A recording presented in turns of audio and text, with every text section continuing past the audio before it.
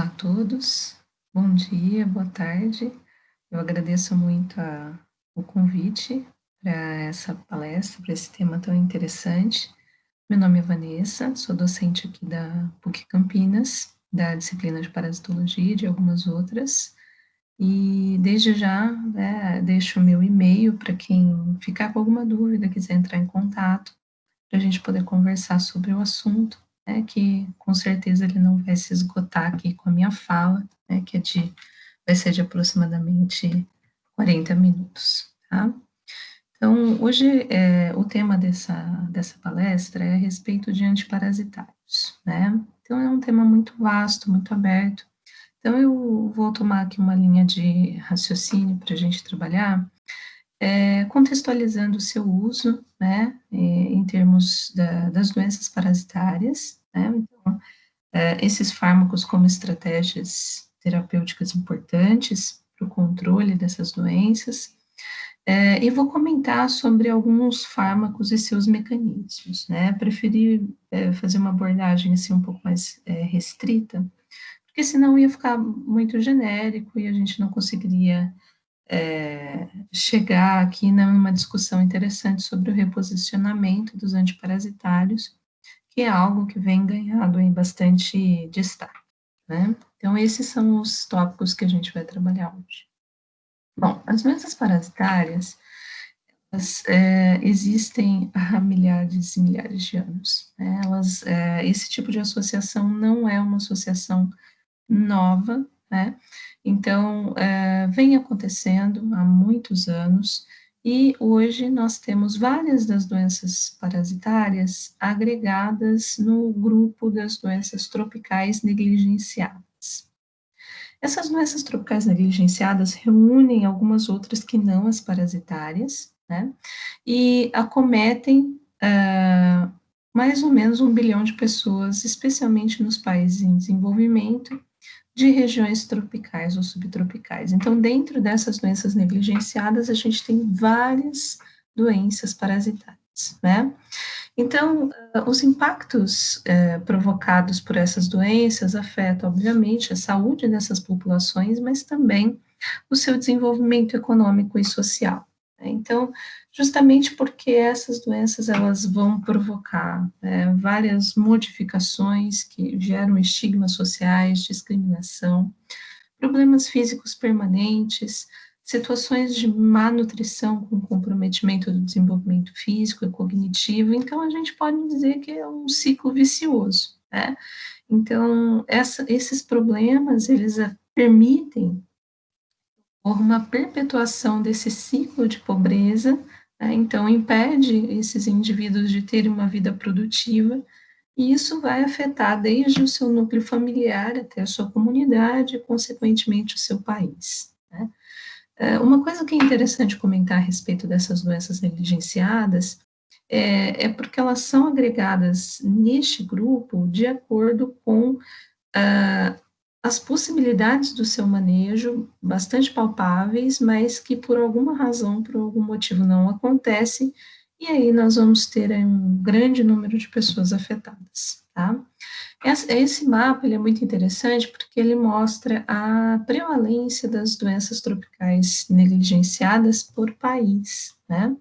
Então, a gente pode ver aqui que quanto mais escura a coloração verde, né, maior é o número de doenças negligenciadas endêmicas, né? Então, o Brasil, por exemplo, né, a gente tem aqui mais de 7 doenças negligenciadas de caráter endêmico, né? Então, para quem não lembrar, endemia é quando você já espera a ocorrência daquela doença e uma determinada variação para aquela população, tá?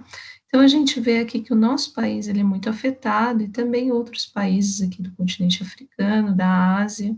Então, fica muito claro que as doenças tropicais negligenciadas, elas estão realmente nessa faixa tropical e subtropical, afetando, então, essas populações que são de países que estão em desenvolvimento, né? Então, dentro das doenças negligenciadas que se destacam, né, aqui no Brasil a gente pode levantar aí a doença de Chagas, né, bastante comum, as geoemintoses, as leishmanioses, malária e a dengue. Né? Existem várias outras, como vocês podem ver aí, não se esgota nessa pequena lista, né? Mas essa lista, esse mapa, perdão, ele considera essas doenças aí listadas. Né? Então, é muito importante, né, observar esses dados com bastante critério e com bastante cautela, né, levando em consideração a realidade dos países. Né? Então, esse trabalho, ele mostrou para nós os coeficientes médios de incidência das doenças infecciosas e parasitárias nos nossos municípios brasileiros entre o ano de 2010 e 2017. Esses dados, eles são realmente muito interessantes, né? Então, a gente vê que quanto mais densa a coloração, maior é a concentração daquela doença naqueles municípios, né? Então, aqui a gente tem a dengue com uma distribuição, né, bastante grande, a malária, né, que geralmente é confinada à região amazônica, leishmaniose visceral, que atinge grande parte da região Nordeste e um pouquinho aqui de Minas, mas, né, essas regiões aqui de fronteira, a leishmaniose tegumentar, que predomina aqui na região amazônica, né, e também um pouco no centro-oeste, na região nordeste, a doença de Chagas aguda, né, que é bastante associada hoje ao consumo de alimentos, né, como açaí, babaçu, então a gente vai observar uma distribuição em regiões onde se faz, né, de forma mais predominantemente esse consumo, leptospirose, a esquistossomose, que ainda tem algumas áreas residuais, né, principalmente aqui na região próxima aqui de Minas, Bahia, hanseníase, que tem uma distribuição bastante elevada, a tuberculose e a hepatite A. Então, o nosso foco aqui vai ser as doenças parasitárias, isso que eu não vou entrar muito em detalhes, para as doenças de outra natureza, tá? Natureza que não eumintos ou protozoários. Tá? Então, esse mapa é muito interessante, né? E plotando tudo junto, o que a gente vê é isso aqui, né? Então, esse trabalho, ele mostra uma classificação dos municípios de acordo com o que eles chamam de indicador de criticidade, né? Então, esse indicador, ele foi criado de acordo com a incidência dessas doenças infecciosas e parasitárias, né? Então, para esse indicador foram usados parâmetros do IBGE, né? Por exemplo, água encanada, rede de esgoto, asfalto, enfim, né, mais uma série deles. Então, como que a gente pode interpretar esses dados aqui para o nosso país? Né? A gente percebe que 41% dos municípios têm uma criticidade baixa ou muito baixa, né? Ou seja, uma incidência relativamente pequena, né? De acordo com o indicador, né? De acordo com esses dados que eu comentei brevemente com vocês. 18,5% de criticidade intermediária, que aqui ele vai ficar nessa coloração mais azul, né? Onde vocês podem ver a distribuição, e 40,5% de criticidade alta ou muito alta, né? Que são essas regiões mais arroxeadas, tá? Então, é interessante porque com isso a gente consegue dinamizar um pouco da nossa visão a respeito da distribuição dessas doenças infecciosas e parasitárias aqui no nosso país, né, dentro aí dos últimos anos. Então, realmente são dados valiosos, né? E como que a gente pode interpretar isso, né? A gente pode interpretar isso como uma grande quantidade de pessoas sujeitas, né, a uma quantidade de doenças infecciosas e parasitárias relativamente elevada, e uma outra região, uma outra população, conjunto de municípios, em que isso é relativamente baixo, né? Então, isso revela bastante para nós uma disparidade de desenvolvimento econômico, social, né, de distribuição de recursos, de investimentos de infraestrutura. Isso é característico do nosso país, tá? No Brasil, a gente tem uma característica muito interessante, é que há várias décadas atrás, as doenças parasitárias, elas eram basicamente endemias rurais. E aí, essas endemias rurais, elas foram transitando para as regiões mais populosas. Na verdade, esse fluxo de pessoas da região rural para as áreas urbanas trouxe essas endemias para essas regiões, né? E nas regiões em que houve um melhor desenvolvimento econômico, social e de infraestrutura, isso foi tomando outros contornos, né? Porque doenças infecciosas e parasitárias são estritamente relacionadas com a questão do saneamento, né? Além disso, grande parte das nossas doenças infecciosas parasitárias, antigamente era mais caracterizado por doenças diarreicas, ou seja, doenças causadas por eumintos, né? E hoje isso tem uma outra configuração, né? E, por fim, nesse contexto, nesse aspecto do nosso país, a gente tem algumas doenças que são consideradas emergentes e outras que são emergentes, né? Então, na verdade, esse contexto de reemergente, ele significa mais para nós doenças que estavam controladas e que os dados epidemiológicos, eles têm mostrado que seguimos o caminho contrário. Em meados de 2016, 2017, nós tivemos vamos dizer assim, entramos na contramão em relação à malária, por exemplo, né, mas isso já retornou para os eixos, porque no nosso país a gente viu um aumento bastante significativo em relação ao que vinha sendo observado de redução de casos, e em relação às doenças emergentes, isso tem muito mais contexto para as doenças de natureza viral, né? Então, não é o tanto o que nós vamos discutir aqui hoje, tá? Então, em resumo, né, a gente pode dizer o seguinte, né, para fechar essa primeira parte da nossa introdução. Doenças parasitárias, elas são doenças preveníveis e muitas vezes até erradicáveis, dependendo da sua característica, né? Existem algumas que poderiam ser erradicadas, por exemplo, a teníase, né? Mas isso depende de algumas variáveis, né? Então, investimentos em moradias e saneamento para as populações, né? E também um olhar bastante atento para os efeitos, para as consequências do aquecimento global e eventos extremos, protegendo as populações mais suscetíveis a situações relacionadas a esse fator, por exemplo, enchentes, expõe as pessoas a determinadas condições, né? Então, um outro aspecto desse tópico importante é o quanto que isso configura um favorecimento para a proliferação de vetores e também de roedores, que são importantes disseminadores ou transmissores de doenças parasitárias.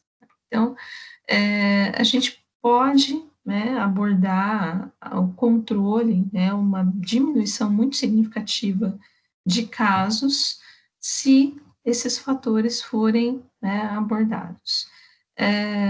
Além disso, né, nesse contexto, é muito importante que existam tratamentos específicos ou ainda em massa, de acordo com a característica epidemiológica daquela determinada doença parasitária. Existem algumas que configuram, né, características para o tratamento em massa, né? Mas é muito importante que existam estratégias farmacológicas para que, enquanto esses fatores aqui não forem abordados, para que a gente possa melhorar a qualidade de vida, curar esse paciente, né? Então, o controle dessas doenças, de fato, ele é realmente muito complexo, né? Porque ele depende de vários setores que trabalhem em consonância, né? Então, desde os órgãos de saúde pública, nas suas diferentes esferas, que vai da federal até as municipais, também depende de um contexto educacional, né? Então, a educação sanitária, ela começa na escola, né? O entendimento dessas doenças, as medidas profiláticas, é um ponto que deve envolver o setor de educação. Também, né, existe uma necessidade muito grande do desenvolvimento de políticas públicas e políticas sociais para auxiliar essa população, né, para fornecer as medidas de infraestrutura que são necessárias, e também é muito importante o investimento na ciência e no desenvolvimento, tanto para a questão de melhoria do diagnóstico, quanto de desenvolvimento de novas estratégias terapêuticas para esses indivíduos, tá? Só que o controle, ele é bastante complexo, primeiro porque são muitas esferas envolvidas, né? Então, demanda, né, muito esforço de muitas pessoas e de muitas instituições, e também essa complexidade, ela se apoia no fato de que cada doença parasitária tem uma natureza muito diferente de interações. Então, muitas delas envolvem a presença de vetores, e isso já é um ponto bastante complexo em relação ao controle. Outras têm presença ou ausência de reservatórios em humanos ou em animais. Então, esses reservatórios, eles complicam bastante as medidas de controle. Também depende das prioridades do que está sendo feito no campo de políticas de saúde e também da disponibilidade e eficiência dos fármacos, pelo menos aqueles que já estão disponíveis, né?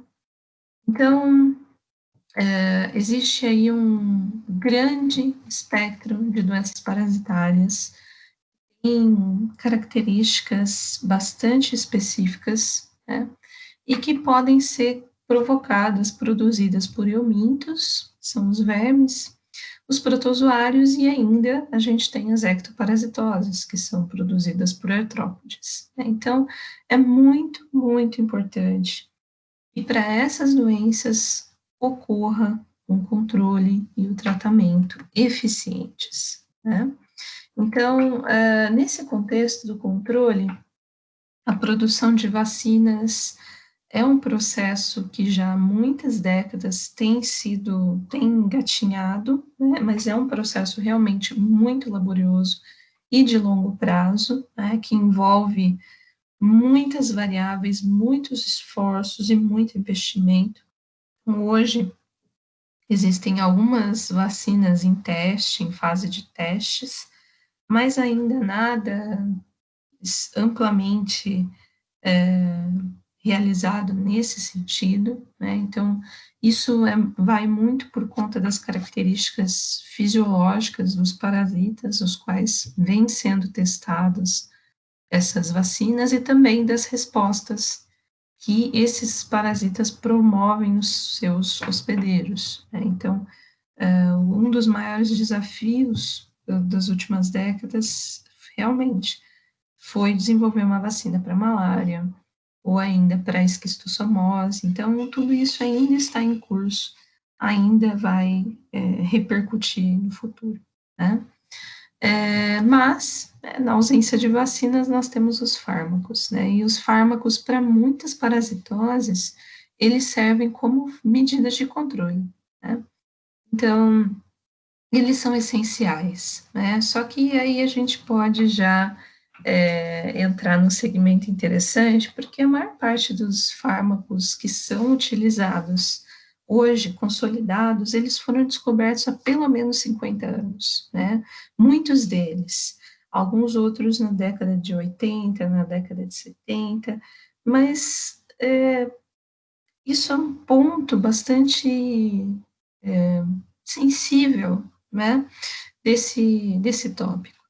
Então, Muitos deles, inclusive, têm a eficiência relativamente discutível ou são muito tóxicos, produzem muitos efeitos colaterais, né?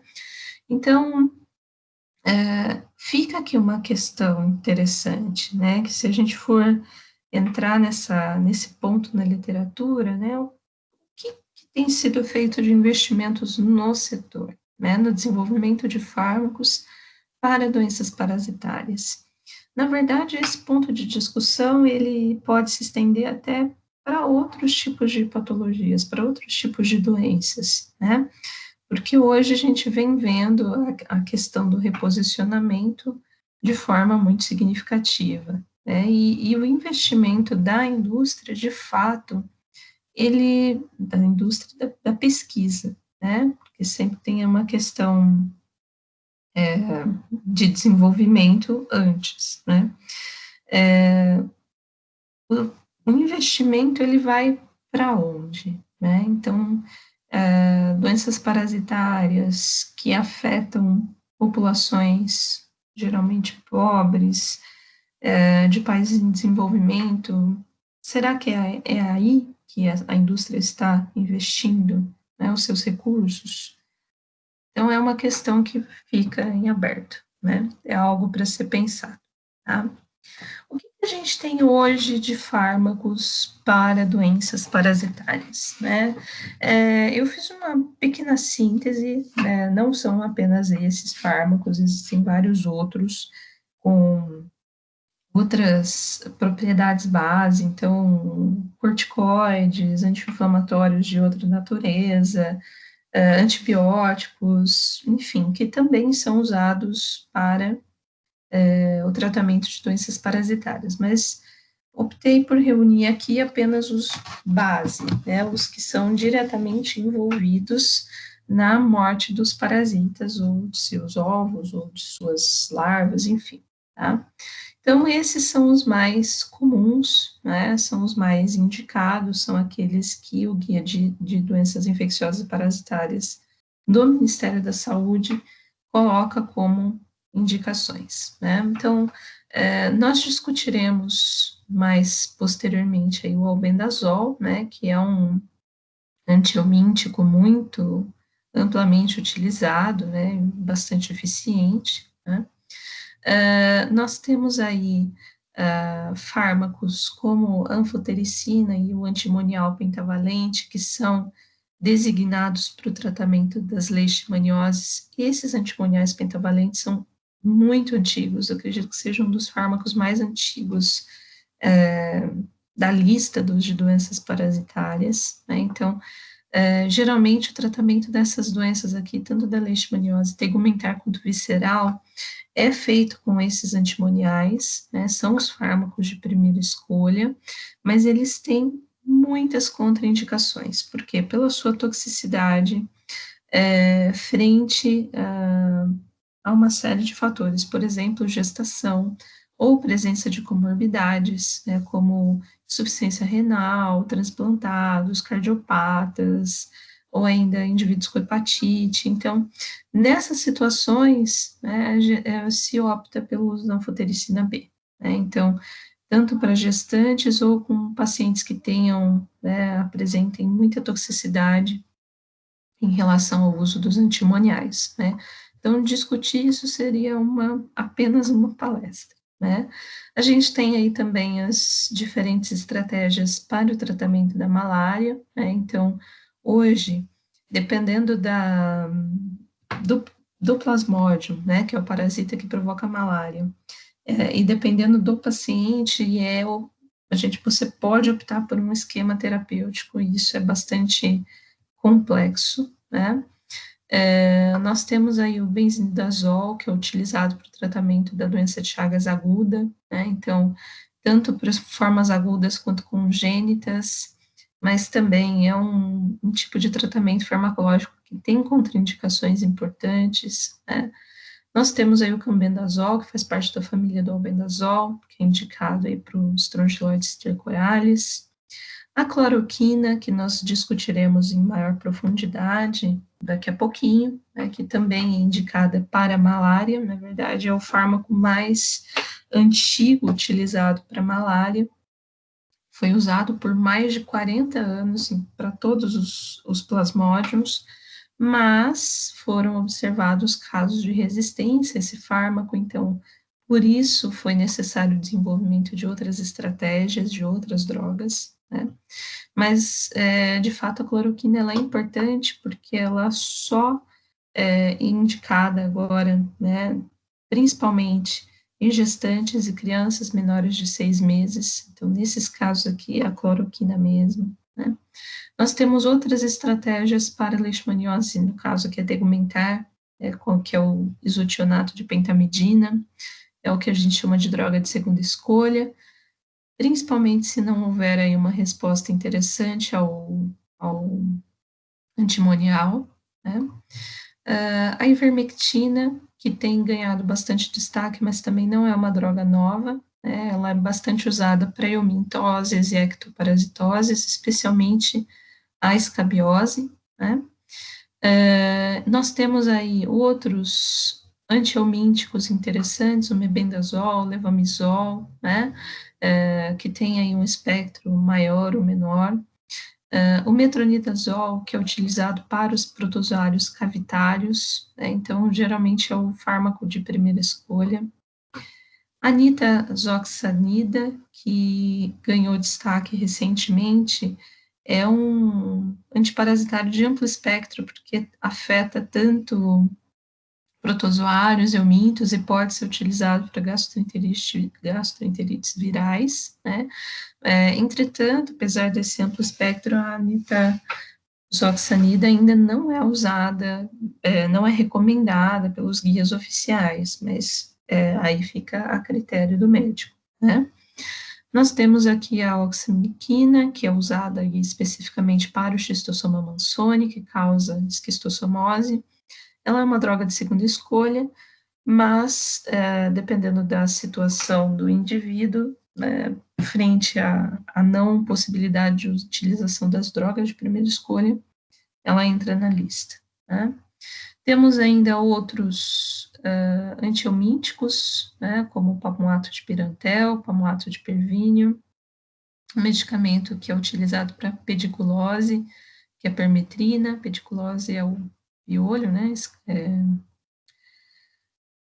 a pirimetamina, que é utilizada especificamente nos casos de toxoplasmose, de infecções ativas apenas, para imunodeprimidos, né. Só o uso desse fármaco deve ser cuidadoso, principalmente no primeiro trimestre da gestação, né, um fármaco teratogênico. O praziquantel, que é amplamente utilizado para esquistossomose, teníase e cisticercose, essa é a droga de escolha, né? Só tem algumas contraindicações que devem ser observadas. Algumas outras estratégias aqui para malária, vocês podem ver, malária complicada, malária não complicada. E, finalmente, né, deixa eu ver, finalmente, mais algumas estratégias para protozoários, como o sequinidazol, a sulfadiazina, né, e para eumintos, né. Então, o que esse quadro nos mostra, né? Que a gente tem aí uma gama interessante de fármacos, né, para eumintos, para protozoários, alguns outros menos extensivos para ectoparasitas, né, e que, no geral, vão apresentar indicações específicas para parasitas específicos e que, obviamente, terão contraindicações, né, como qualquer fármaco, tá? Inclusive, eu não vou entrar nesse mérito com vocês, né, contraindicações, posologia, etc., porque senão a gente entraria aí numa seara muito maçante, que pode ser consultado com bastante facilidade, né. Então, o objetivo é discutir alguns fármacos interessantes, importantes, antiparasitários, e agregar isso à questão do reposicionamento, que é uma discussão mais válida, né, e proveitosa. Então, primeiro eu vou discutir um pouco com vocês a respeito dos antihelmínticos, tá? Os antiomíticos, eles são fármacos que têm a capacidade ou de matar, isso, por isso a gente chama eles de vermicidas, ou ainda que são, que vão expelir os eumintos. Tá? Então, tem uma capacidade de vermífugo. Tá? O ideal é que um antihelmíntico ele tenha as duas ações combinadas, que ele mate e que ele favoreça a remoção desse parasita. Tá?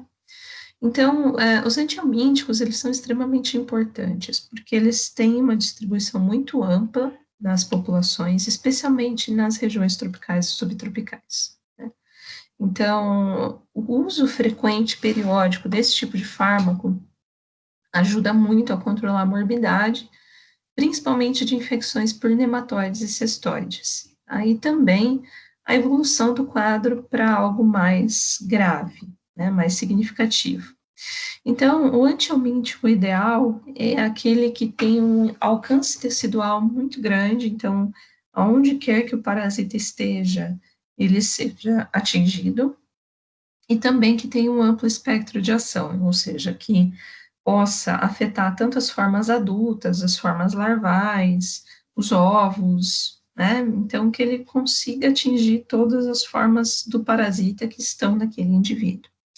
É importante que eles sejam bem tolerados, que eles não tenham um custo muito elevado e que eles possam ser administrados em uma dose apenas ou ainda em esquemas de curta duração, né, esquemas terapêuticos de curta duração. Então, uma vez por dia, por 3 dias, enfim, né.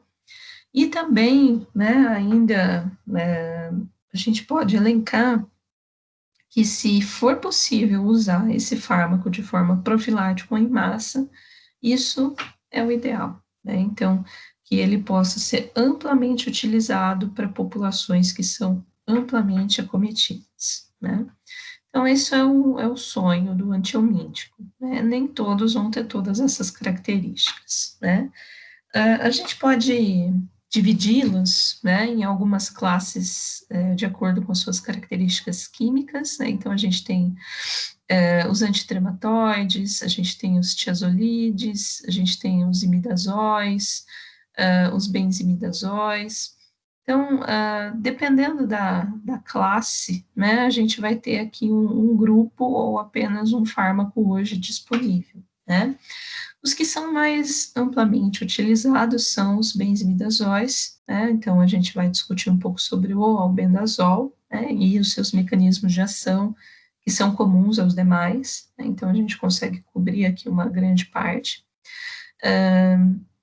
A gente tem aí também niclosamida, closantel, que tem uma ação mais específica, inibindo a produção de energia desses vermes. Né? A gente tem os derivados de imidazol, que também vão atuar em vias que causam paralisia no verme. Né?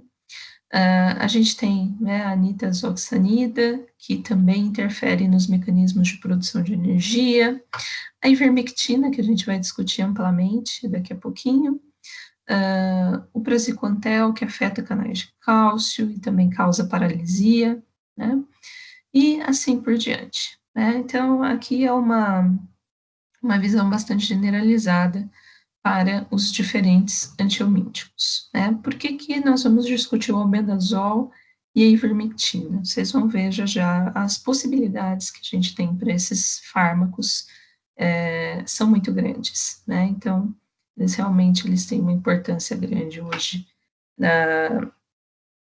no mercado, né? Bom, então primeiro vamos discutir o albendazol. O albendazol ele faz parte da família dos benzimidazóis, como vocês viram. Então, mebendazol e tiabendazol são derivados dessa mesma família, assim como o albendazol. Então, eles vão atuar de forma bastante similar. Né? Então, aí depende muito, a escolha vai depender muito do paciente, dos efeitos colaterais, enfim, tá? Mas, no geral, a gente pode dizer que eles são fármacos de amplo espectro. Tá? O albendazol, ele foi descoberto um pouco antes de 1975 e ele foi patenteado, né, para uso nesse ano. Né? Então, há muito tempo que a gente tem o albendazol no mercado. tá? Esse é o espectro que a gente pode esperar para o albendazol, né? Então, nematóides, cestoides, né? Ainda pode ser utilizado para giardíase, que é um protozoário, né? Então, realmente, você tem aí uma amplitude muito grande de possibilidades para o uso desse fármaco, né? Então, como que ele funciona, né? O mecanismo básico de ação do albendazol é inibir a polimerização da tubulina, né? Então, a tubulina, ela forma os microtúbulos, né? Os microtúbulos, eles têm um papel muito importante para constituir fuso mitótico, mas eles também têm um papel importante para trânsito de organelas intracelulares, para captação de alguns componentes, né? Então, drogas que afetam a polimerização vão, consequentemente, afetar esses processos, tá? Então, a gente sabe que os microtúbulos, eles estão em constante polimerização e despolimerização, né? Aqui a gente tem os dímeros da tubulina, né, que são formados aí por subunidades alfa e beta. Então, o papel do albendazol e dos outros, né, da mesma classe, é se ligar a essa região de polimerização e impedir ligação das subunidades alfa e beta de tubulina. Então, a gente vai ter a despolimerização e não vai obter aí a polimerização, né? Então, inúmeros processos celulares acabam sendo afetados, né? Por quê? Porque o albendazol e os demais se ligam ao sítio sensível à colchicina, que também é uma droga que afeta, né, esse processo de polimerização.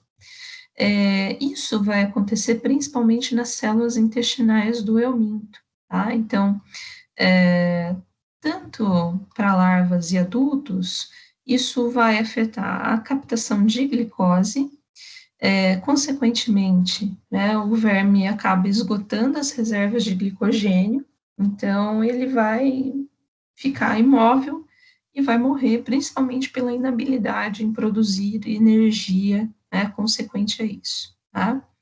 Também vão ser observadas alterações degenerativas no retículo endoplasmático e também nas mitocôndrias, né? Então, o parasita, ele entra em colapso porque ele não consegue produzir energia, tá? Além disso, o albendazol, ele também age em outros processos, outros mecanismos que são responsáveis pela produção de energia. Então, ele tem um papel interessante na inibição de uma enzima, que é a fumarato redutase mitocondrial, tá? Esse processo, né, a atuação da fumarato redutase é um processo que é consagrado já no metabolismo anaeróbio bacteriano, né? Então, nesse processo, a gente tem um equivalente reduzido de NADH, que no caso está representado o FAD, mas a gente pode utilizar mesmo o raciocínio, né? E aí, esse equivalente reduzido, ele é oxidado, né? Então, isso permite que seja sintetizado ATP na ausência de oxigênio, né?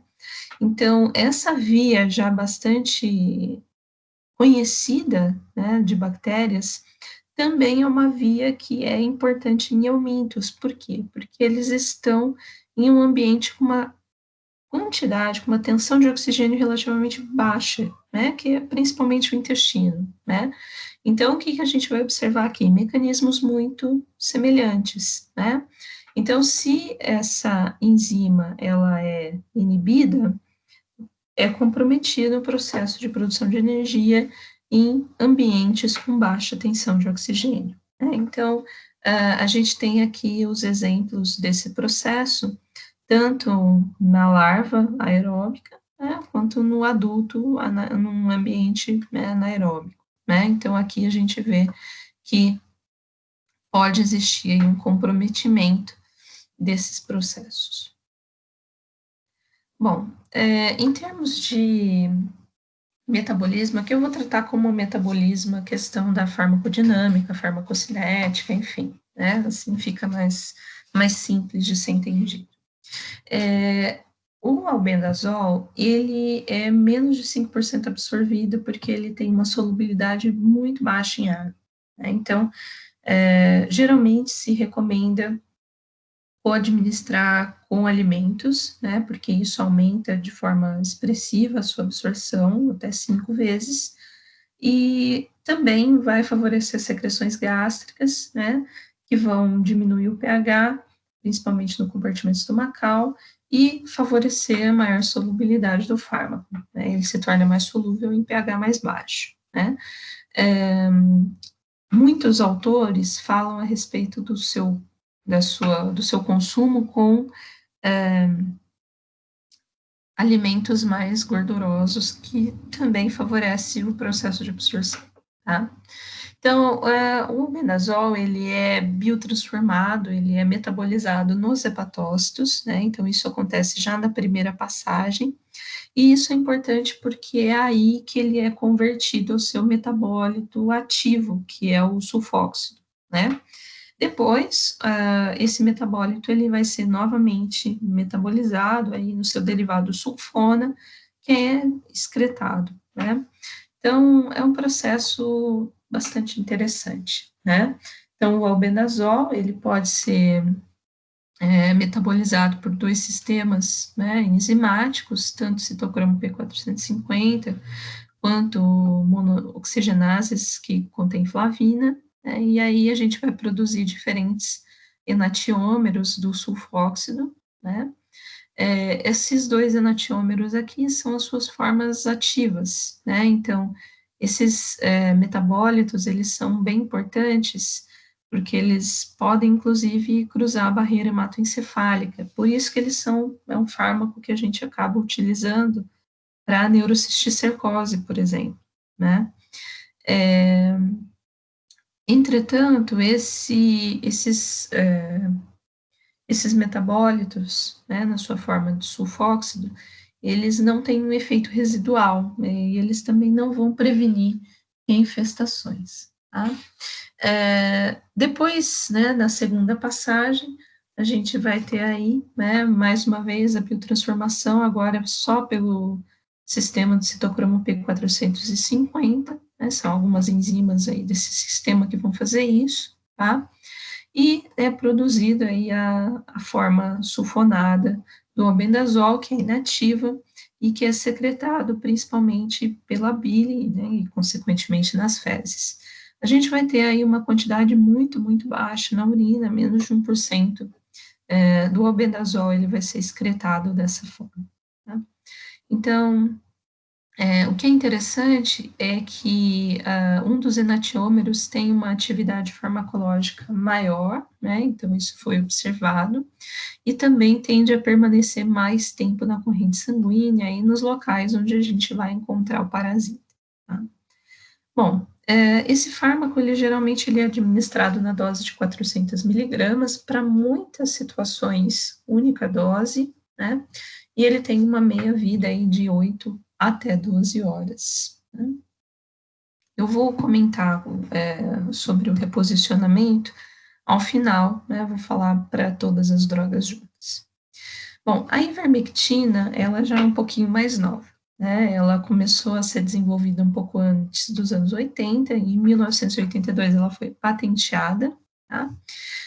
A ivermectina é considerada um fármaco semissintético porque ela é derivada de uma bactéria do solo, Streptomyces avermitilis, né? Então, ela é parcialmente produzida por essa bactéria do solo, né? Então, ela é uma mistura racêmica de algumas formas diferentes. Também é um fármaco de espectro bastante grande, né? Então, indicado para, principalmente, para estrongiloidíase e oncocercose, que é uma parasitose chamada de cegueira dos rios. Também bastante importante para a filariose linfática, para a escabiose, para a pediculose, que são duas ectoparasitoses, e para a ascaridíase, tá? Interessante é que antes do uso em humanos ser consolidado, a ivermectina ela já era utilizada na área veterinária, né? Então, é um fármaco que é bem consolidado, tanto para humanos quanto para animais, né?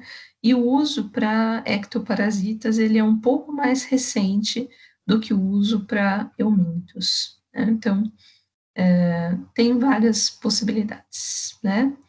Então, a ivermectina, ela funciona através da imobilização do verme, porque o fármaco, ele induz o que a gente chama de paralisia tônica da musculatura, né? Então, perdão.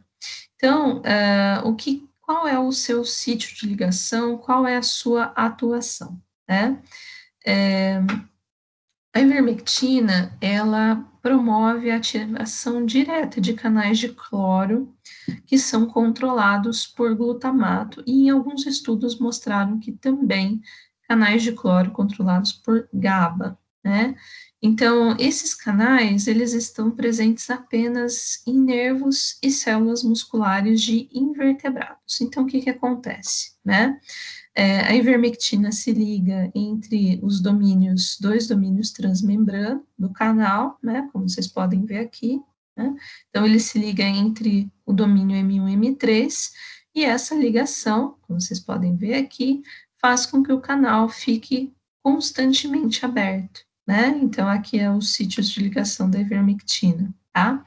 Então, com isso, há uma entrada muito grande de cloro dentro desses locais, dentro dessas células, o que, por sua vez, promove a hiperpolarização, né, tanto de nervos quanto de células musculares. E isso vai produzir a paralisia do verme e, posteriormente, a sua morte, né? O que é interessante é que alguns eumintos não têm receptores com alta afinidade para ivermectina. Aqui a gente pode chamar de avermectinas, porque é uma classe de fármacos, né? Então, nesses eumintos, então, não existe uma eficiência muito grande, tá? Pode haver agora uma pergunta no seguinte sentido, tá? Mas se faz isso no verme, não faz isso no humano? Não. Por quê? Porque os nossos canais iônicos, que são mediados por GABA, eles estão apenas no sistema nervoso central. E a ivermectina, ela não atravessa a barreira hematoencefálica, então, isso é muito pouco provável de acontecer, tá? E os nossos nervos, as nossas células musculares, elas não têm canal de cloreto que é controlado por glutamato. Esses mecanismos, eles são exclusivos de invertebrados, tá? E mesmo assim, nem todos vão funcionar da mesma maneira, tá? Bom, a dinâmica do metabolismo da ivermectina é muito interessante, né? Porque geralmente é feita a administração oral, e as concentrações plasmáticas, elas tendem a ser proporcionais à dose.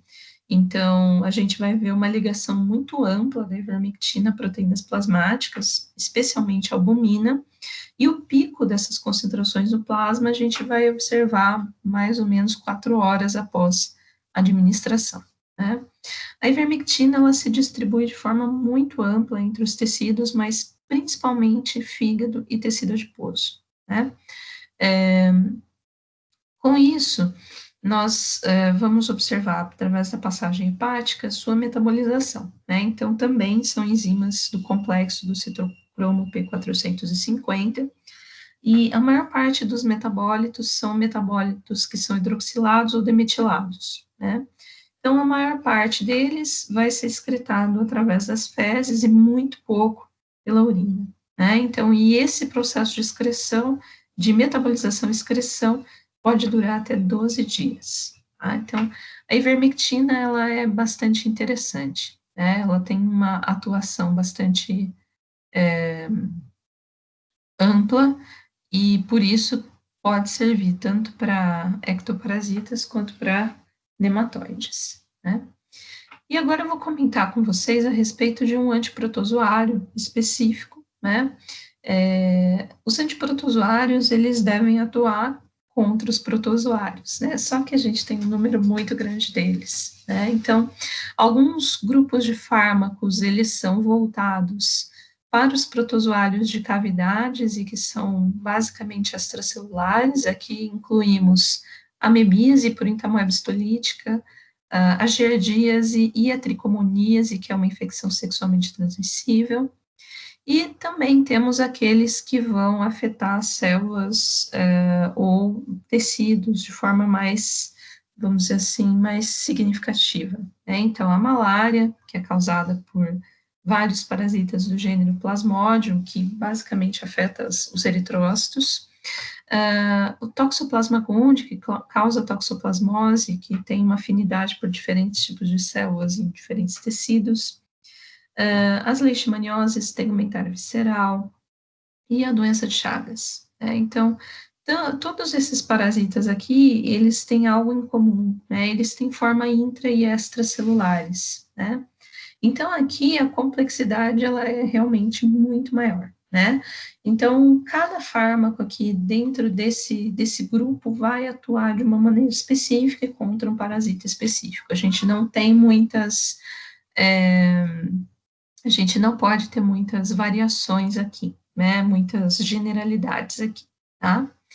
Então, os fármacos antiprotozoários, eles são muito diversos em relação à sua farmacodinâmica, à sua farmacocinética e ao seu espectro de ação, né? Alguns deles podem ter papel antiomítico ou vice-versa, tá? E quando isso é possível, né, eles podem ser administrados em monoterapia ou ainda associados à terapia convencional. Então, você tem um fármaco de primeira escolha, você pode associar com outro que tenha esse espectro um pouco mais elevado, tá? Bom, como que esses fármacos funcionam no geral? Eles podem ser generalizados como fármacos que se associam, que impedem ou que, vamos dizer assim, favorecem, né? Então, depende muito do que você está observando no fármaco, mas que eles podem induzir uma produção de espécies reativas intracelulares e vão causar dano ao DNA do parasita e a sua morte, tá? Então, aqui a gente generaliza, mas com muito cuidado, tá? Então, dentro dessa grande variedade de fármacos, eu vou comentar com vocês a respeito da cloroquina, que é muito antiga, né? A cloroquina foi patenteada em 1941, então ela foi descoberta bem antes disso, um pouco antes disso, e vem sendo utilizada aí para a malária, né? E para outras doenças também. A cloroquina é um derivado da aminoquinolina, né? 4-aminoquinolina, e ela é indicada, né, para a malária por Plasmodium vivax, malária, ovária e falciparum. No caso aqui, né, para o Plasmodium falciparum, em muitas ressalvas aqui nessa colocação, porque o Plasmodium falciparum, ele é resistente em muitas regiões do globo à cloroquina, né? Então, hoje, a indicação desse fármaco é para malária, que a gente chama de malária não complicada, por essas outras 3 espécies aqui, observando o paciente, né? Então, depende do paciente, da sua idade, da sua condição física, enfim, né? Um outro papel, né, antiparasitário da cloroquina é a sua indicação para mebíase extraintestinal, especialmente para as formas hepáticas, né? Então, foi observado um papel aí bastante significativo nesse tipo de infecção, tá? Bom, como que a cloroquina funciona como antiparasitário?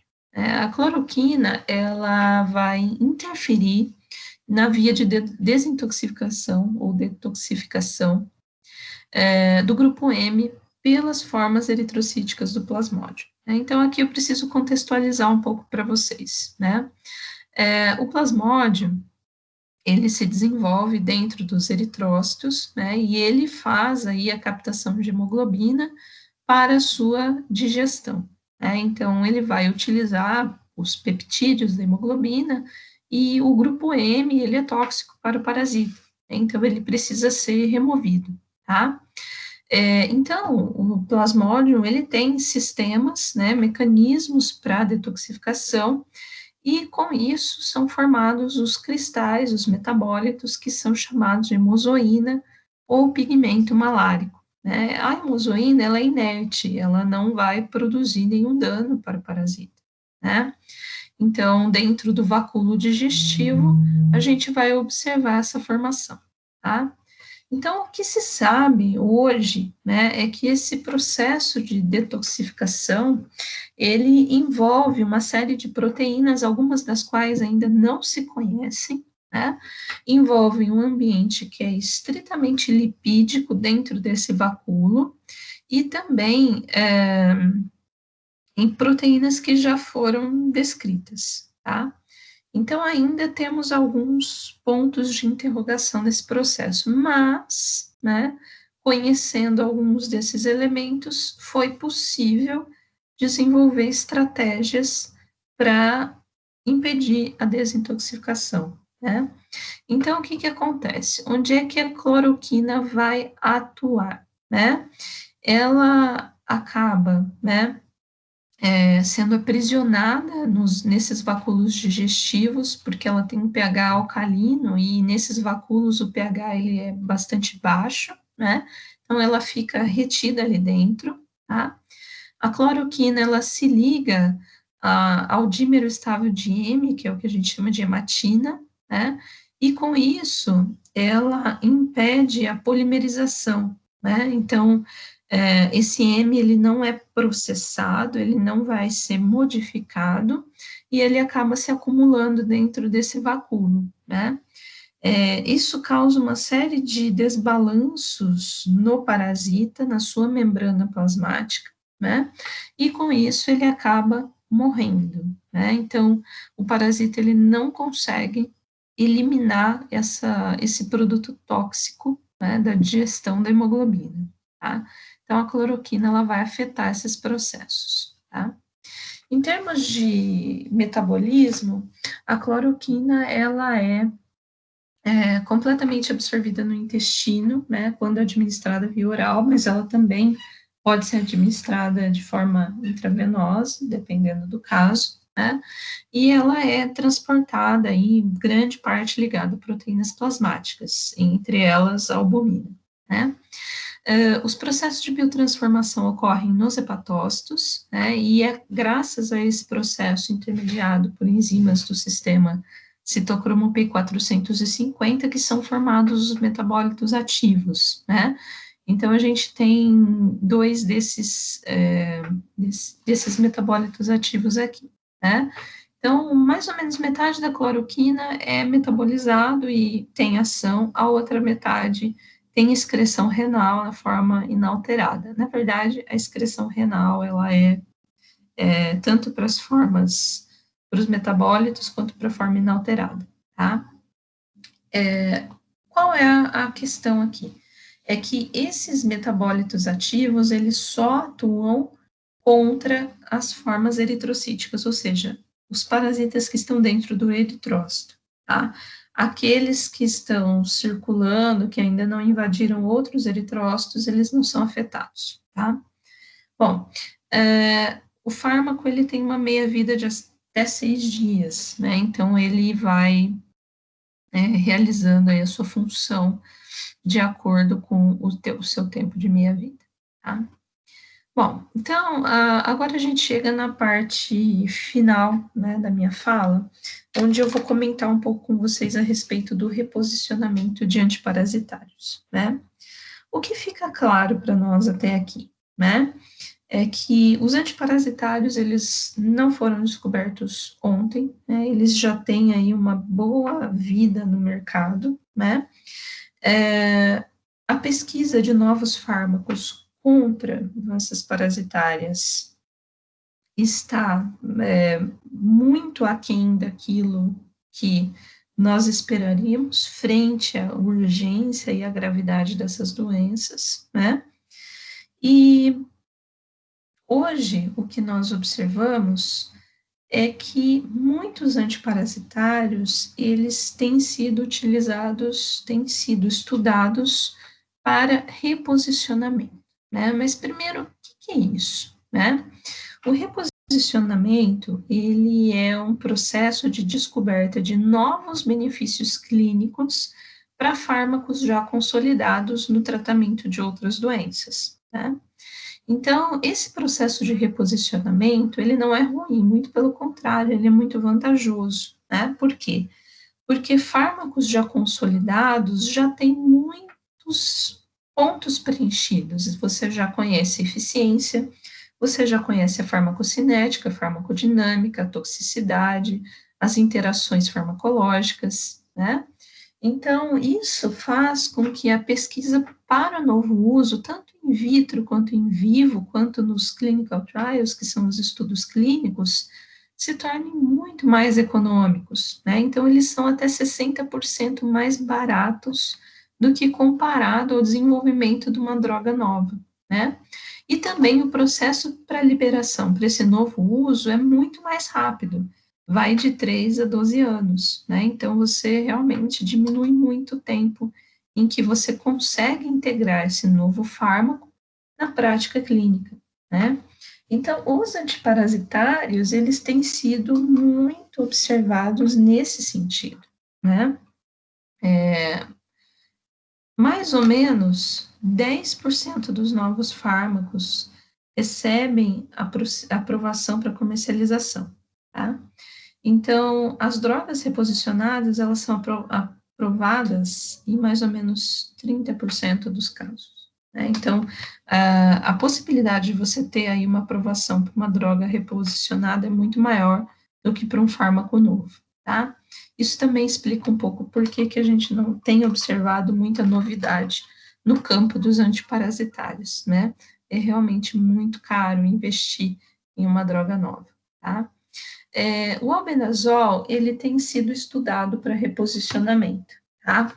Vários estudos in vitro e in vivo, ou seja, modelos animais, têm mostrado que o albendazol tem um efeito antiproliferativo, né? Então, os resultados bastante promissores têm sido observados para carcinomas, né, tanto hepatocelular quanto retal, e ainda em modelos de carcinoma peritoneal, né? Então, além disso, têm sido observados efeitos em células que são resistentes a drogas que afetam a dinâmica dos microtúbulos. Então, doenças como leucemia ou câncer de ovário. Então, é bastante promissor o reposicionamento do albendazol hoje no mercado, tá? Então, quais seriam os mecanismos antitumorais que a gente observa, né? Então, o próprio processo de interferência na polimerização dos microtúbulos, né? Mas, além disso, o albendazol tem sido relacionado à inibição de fatores de crescimento endotelial vasculares e, consequentemente, na angiogênese tumoral, né? Então, modelos animais têm mostrado que a utilização do albendazol afeta, impede a angiogênese e interfere a polimerização de microtúbulos nas células tumorais, né? Então, hoje, existem 17 estudos clínicos ativos, tá, com humanos, dos quais 16 são voltados ao papel como antiparasitário ainda, ou seja, o albendazol ele tem sido estudado também dentro do contexto de reposicionamento, mas contra outros parasitas, tá? E apenas um estudo clínico com humanos está em andamento para o seu papel antitumoral, antiproliferativo, tá? E atualmente esse estudo está na sua fase 2, né, que é para provar se realmente esse efeito ele é verdadeiro, tá? Então, ainda está em andamento, certo? Em relação à ivermectina, também têm sido observados efeitos, mecanismos antitumorais associados ao seu uso, isso em modelos in vitro e in vivo, tá? A ivermectina, ela também tem um papel antibacteriano, né, que vem sendo especulado. Isso porque alguns estudos têm mostrado seu papel na prevenção da infecção de células epiteliais por clamídia, né, esse estudo é de 2012, e outros estudos de 2013 mostraram um papel bactericida contra o Mycobacterium tuberculosis. Então, foi considerado aí o seu uso para a tuberculose, né? Inclusive para linhagens resistentes, multiresistentes e extensivamente resistentes. Entretanto, alguns outros estudos mostraram que esse papel ele não existe, né? Então ainda tem um grande ponto de interrogação no uso da ivermectina como um potencial antibacteriano, né? Então isso aqui ainda precisa ser muito mais explorado, tá?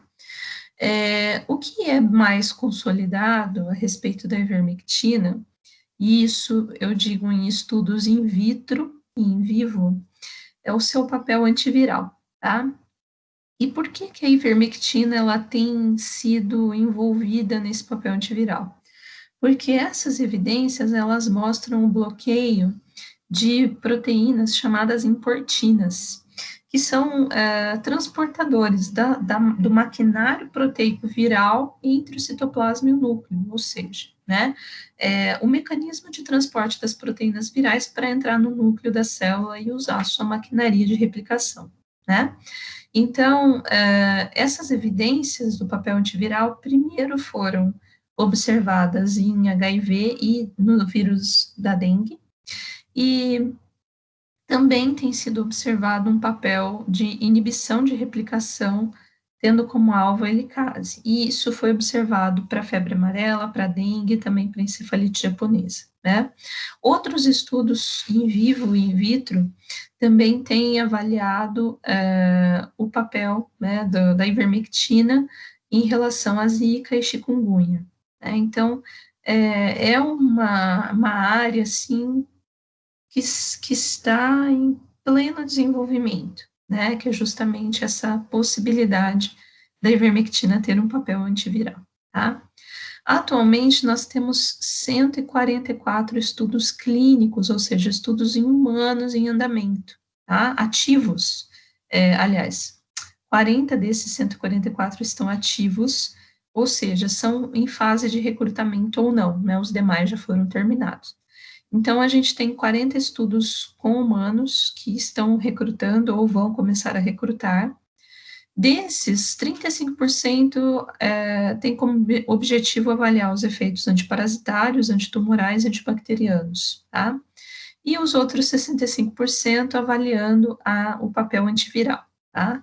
Com o advento da pandemia, e com o que já vinha sendo observado nas pesquisas em vivo e in vitro, foi uma mão na roda avaliar a ivermectina para o SARS-CoV-2, né, para a COVID.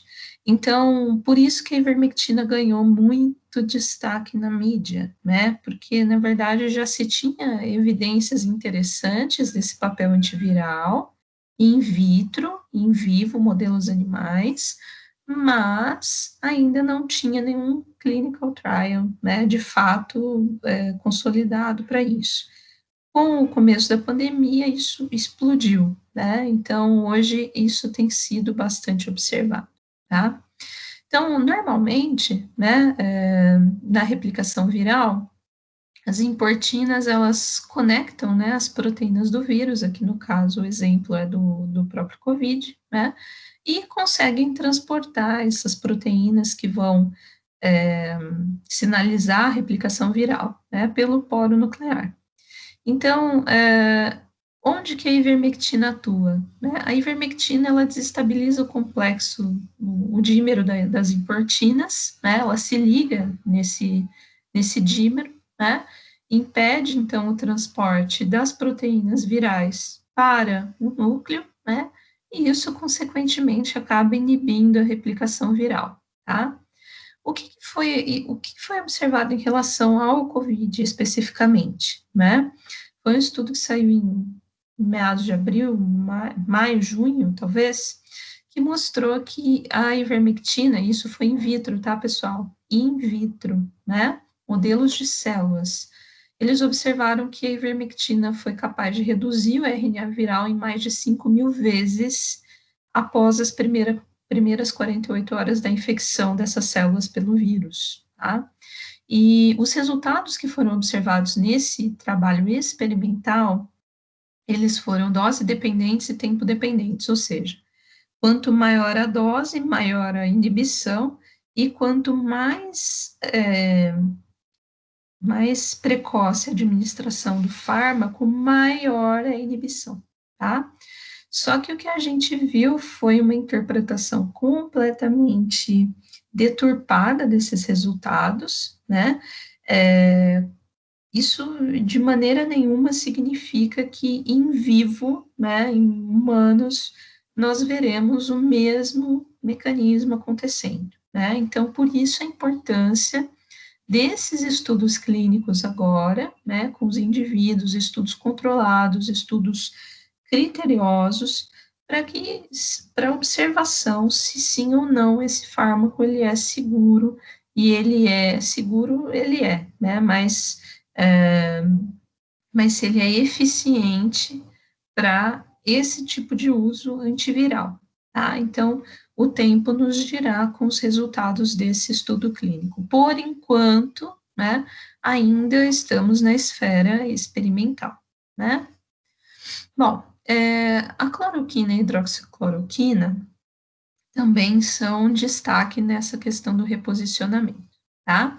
Então, o uso consolidado é de antimalárico e também para doenças autoimunes, né? Tanto para lúpus quanto artrite reumatoide, porque cloroquina e o seu derivado hidroxicloroquina têm efeitos anti-inflamatórios que são bastante consolidados, inclusive, tá? Algumas evidências experimentais e até clínicas, de estudos clínicos mesmo, têm mostrado que cloroquina e hidroxicloroquina podem ter efeito antitumoral, né? Então, tumores malignos. Os resultados, eles têm sido mais voltados para glioblastomas, sarcomas, câncer de pulmão, tá? Então, a cloroquina e a hidroxicloroquina têm tido tem mostrado, né, bastante associação em interferir em processos em vias celulares de tumores malignos. Tá? Existem 2 estudos clínicos ativos nesse contexto aqui. Tá? O seu efeito antiviral, ele era basicamente especulativo, né? Então, por ser um fármaco com efeito anti-inflamatório, foi postulado que talvez cloroquina e hidroxicloroquina pudessem produzir uma situação de imunomodulação, né, principalmente no sentido de inibir, suprimir a produção de citocinas como TNF-alfa e interleucina 6, que são intermediários de complicações, né, de lesões teciduais de uma grande variedade de doenças virais. Então, isso aqui não é novo, tá? Isso aqui começou a ser especulado já há vários anos, né? Com o advento também da pandemia, do Covid, isso entrou em discussão de forma mais significativa, né? Então, o que tem sido testado basicamente, né? Tem sido testado esse papel imunomodulador, né? Ou seja, se o uso desse fármaco ou do seu derivado, se eles bloqueiam de fato a produção de citocinas inflamatórias e diminuem o dano tecidual, tá? E isso tem sido sim visto em estudos in vitro, tá? Então, é um potencial imunomodulador, né?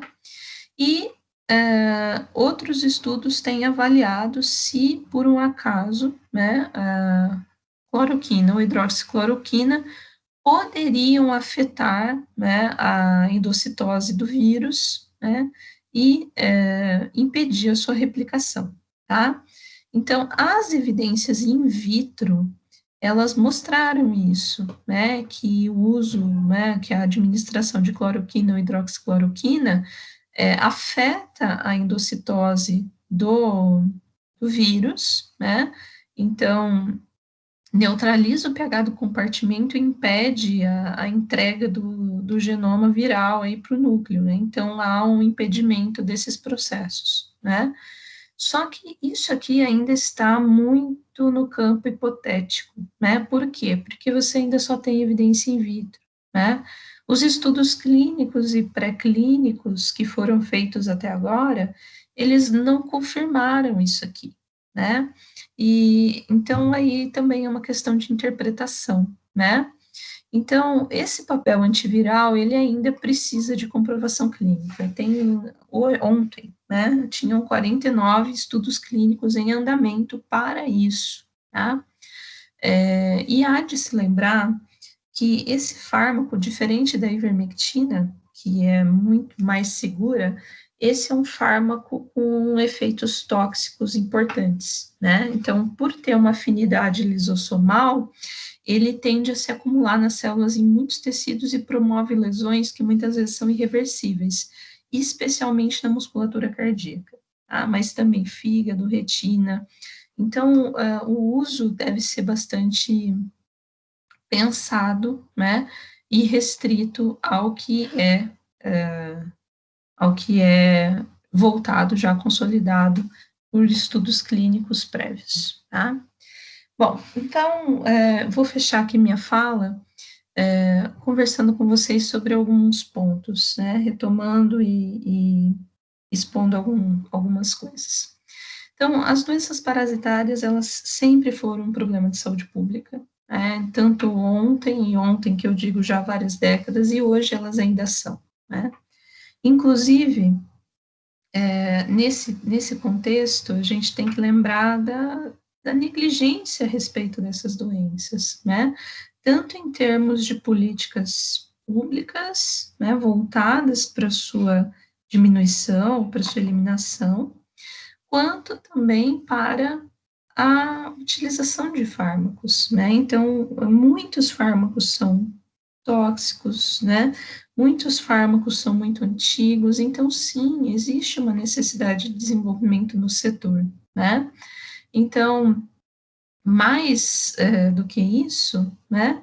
É muito importante que a gente pense que essas doenças, elas afetam diretamente a população, né? Então, as doenças parasitárias, elas produzem muitos danos, muitas perdas, e nós temos que olhar para isso, né? Muitos dos fármacos que nós temos para uso hoje, eles são bem consolidados, apesar de alguns poréns, né?